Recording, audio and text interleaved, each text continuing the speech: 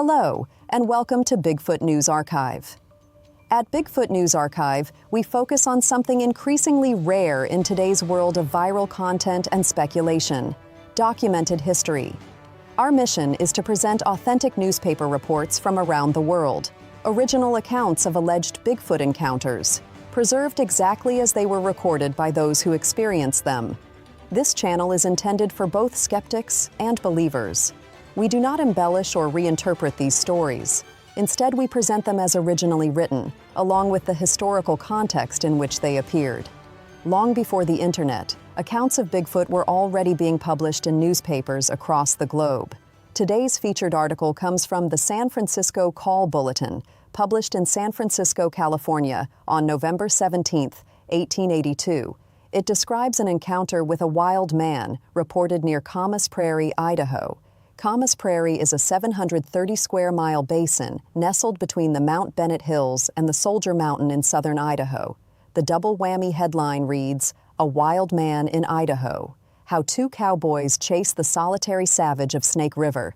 The story begins. Two cowboys who just came from Camas Prairie relate an experience which will probably go a great way toward reestablishing the popular faith in the wild man's tradition. On the first day of this month, two cowboys, searching for cattle lost in a storm, passed over some lava crags and were startled by suddenly seeing before them the form so often described to them. They were so terrified that they sat upon their horses looking at it in dread. Mustering courage and drawing their revolvers, they dismounted and gave chase, but the strange being skipped from crag to crag as nimbly as a mountain goat. After an hour's pursuit, both young men were so completely worn out that they laid down, seeing which the wild man gradually approached them and stopped on the opposite side of a gorge in the lava, from which point he regarded them intently. The wild man was considerably over 6 feet in height, with great muscular arms which reached to his knees. The muscles stood out in great knots, and his chest was as broad as that of a bear. Skins were twisted about his feet and ankles, and a wolf skin about his waist.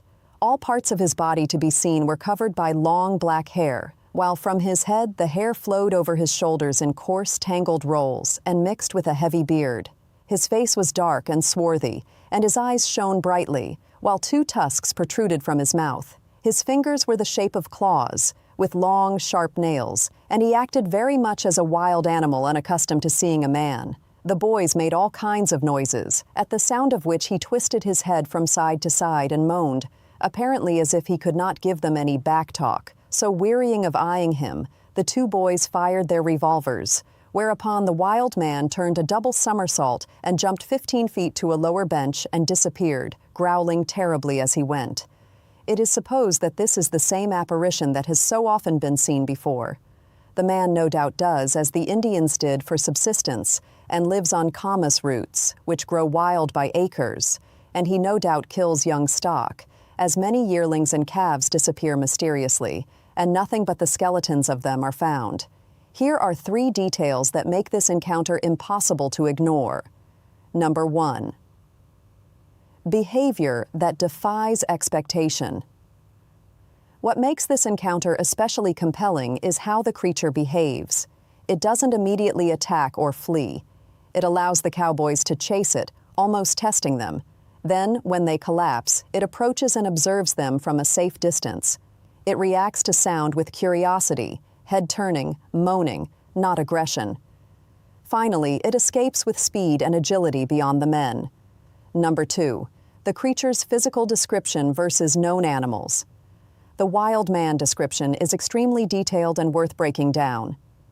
Over 6 feet tall, long arms which reached its knees, and massive chest, covered in long black hair, 2 tusks or teeth which protruded from its mouth, moves like a mountain goat across lava terrain.